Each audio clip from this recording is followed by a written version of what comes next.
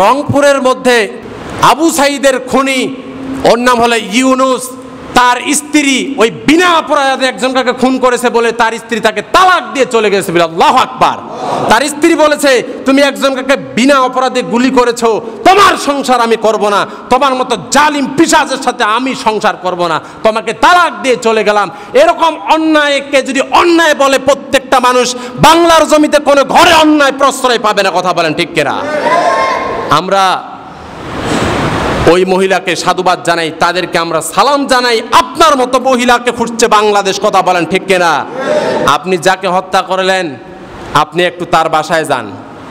যে মানুষটাকে অন্যায়ভাবে আঘাত করা হলো, অন্যায়ভাবে গ্রেপ্তার করা হলো, অন্যায়ভাবে খুন করা হলো, তার বাসায় একটু যায় দেখবেন তার মা যে আছে তার রাহাজানিটা কি। তার মায়ের কান্নাটা একবার দেখেন, তার বাবার কান্নাটা একবার দেখেন, তার বোনের কান্নাটা একবার দেখেন।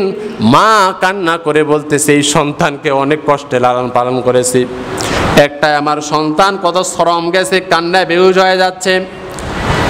বাবার সামনে সন্তানের ছোট লাশ ঘরের মধ্যে আছে, হঠাৎ সন্তানকে গুলি এসে লাগছে, মাত্র 4 বছর বয়স। এই সন্তান তো কোনো অপরাধ করে নাই। আল্লাহ তাআলার সামনে এই সন্তান যখন জান্নাতি হবে, কারণ এর হিসাব শুরু হয় নাই, আল্লাহ তাআলাকে ডাক দিয়ে বলবে, আল্লাহ, যার গুলিটা আমার বুকে এসে বিঁধলো তাকে তুমি জাহান্নামে নিক্ষেপ করো। আপনি যদি নামাজি হন, আপনি যদি রোজাদার হন, আপনি যদি ইমানদার দাবি করেন, জাহান্নামে যাওয়া ছাড়া কোনো উপায় থাকবে না। এই জন্য যেটা নেয় সেটাকে নেয় বলতেই হবে। কষ্ট হলো, গ্রেপ্তার হলো, মামলা খাইলো, বলাই লাগবে। কারণ এই জিনিস মনে রাখবেন, আল্লাহর ষড়যন্ত্রটা হলো মারাত্মক ষড়যন্ত্র। আমরা আজকে হক কথা বললেই হয় জামাত আর শিবির। কথা বলেন ঠিক কিনা? হক কথা বলা যাচ্ছে না। আপনাদেরকে বলি ভাই, 15 বছর থেকেও তো জামাত বিএনপির উপর কম নির্যাতন হয় নাই। দমাইতে পারছেন? জোরে বলি, পারছেন? পারা যাবে না। কারণ ফেরাউন 40,000 শিশুকে হত্যা করেছে মুসার জন্ম ঠেকাতে। আল্লাহ বলেছেন যে যেভাবে হোক আমি মুসাকে জন্ম করে পাঠাবো। মুসাকে এই পৃথিবীতে পাঠালেন, আবার বলছেন লালন পালন মুসাকে তুমি ফেরাউন নিজেই করবা। মুসা আলাইহিস সালামের পালক পিতার নাম হলো কি জানেন? ফেরাউন।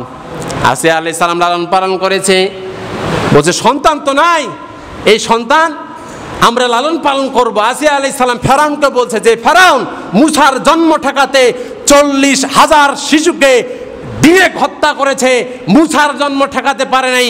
আপনি যতগুলোই বলেন আপনাদের অপকর্ম ঢাকতে যে এরা এমুক দল করেছে অমুক দল করেছে, আল্লাহর কসম করে বলে এদেরকে রুখে দিতে পারবেন না। কথা বলেন ঠিক কিনা?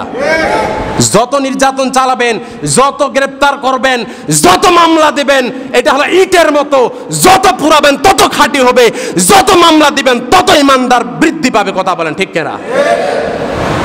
এটাই হলো ইসলাম। আজকে শিক্ষা নিতে হবে, ন্যায়কে ন্যায় বলতেই হবে। আপনার আমার ঈমান অত সহজ নয়। কারণটা হলো আমার রাসূল সাল্লাল্লাহু আলাইহি সাল্লাম বলেছেন, যেদিন কিয়ামত সংঘটিত হবে আসরের সময়, ইয়ামুল আশুরার দিনে, দিনটা থাকবে শুক্রবার। ওই সময় কাবা চত্বরের মধ্যে ইমাম সাহেব নামাজ পড়াবেন, মুসল্লিরা নামাজ আদায় করবে। সারা বিশ্বের মধ্যে ওয়াক্ত অনুযায়ী নামাজ আদায় করা হবে। আমার রাসূল বলেছেন লাইসা ফিহিম মুমিন, ওই কাবার ইমামও তখন ইমানদার নয়। তার মানে ইমানদার কাকে বলে? মান রাআ মুনকারান ফালিয়ুগাইয়িরু বিয়াদিহি, যেখানে অন্যায় দেখবে হাত দ্বারা প্রতিহত করবে। কথা বলেন ঠিক কিনা? যেখানে অন্যায় দেখবে, আমার রাসূল বলেছেন হাত দ্বারা সক্ষম না হও, জবান দ্বারা করো, তোমার মুখ দিয়া চালাও যে হ্যাঁ এটা অন্যায়ভাবে হত্যা করা হয়েছে। এটা আমরা মানি না। আপনারা এটা অন্তত জানেন, বাংলাদেশের এই 53 বছরের ইতিহাসে যে যত জুলুম করুক না কেন, তাদেরকে জেলখানায় যাওয়াই লাগছে, লাগে নাই? চাচা এরশাদ, খালেদা জিয়া, হাসিনা, এদের নামে মামলা কম আছে? বুঝবেন, যারা যত বড় হোক না কেন, পাওয়ার থাকলে আমাদের যা মন তা করা যাবে না। কারণ জবাব দিতে হবে কার কাছে? জবাব দিতে হবে কার কাছে?